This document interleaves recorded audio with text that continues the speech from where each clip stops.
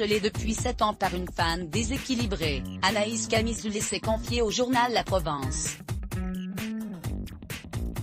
Juste après sa victoire dans Secret Story en 2013, la candidate de télé-réalité rencontrait pour la première fois celle qui allait devenir son bourreau lors d'une séance photo. Peu de temps après, Anaïs était recontactée par cette femme qui souhaitait lui envoyer de mystérieux cadeaux.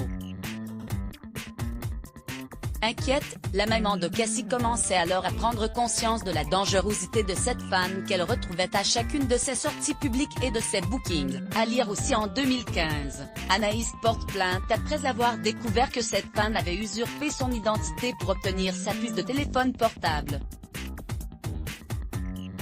Après cette affaire, Anaïs retrouve un peu de sérénité jusqu'au mois de février 2020 où la jeune femme commence à menacer l'une de ses amies sur Instagram, promettant de divulguer publiquement des photos de Cassie, 1 an, ainsi le nom de la crèche où va la petite fille.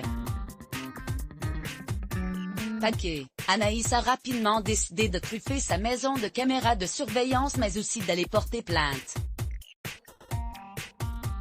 Convoquée par la police, la cyberharceleuse a depuis cessé de contacter Anaïs. Le procès est reporté. Le cyberharcèlement est un fléau. Certains se sont suicidés à cause de cela.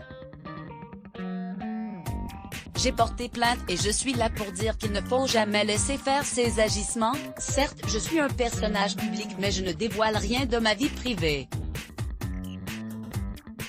Je prends toujours soin de ne pas montrer le visage de ma fille, a-t-elle déclaré à La Provence. Le 23 janvier 2021, Anaïs a donné des nouvelles de son procès contre cette fan, dans sa story Instagram.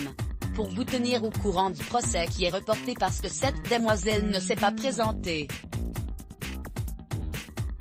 Ce matin à 10h30 elle a fourni un certificat médical disant qu'elle n'était pas apte à se présenter devant un tribunal et elle a demandé elle-même une expertise psychiatrique donc du coup le procès est reporté au mois de juin, a-t-elle confié.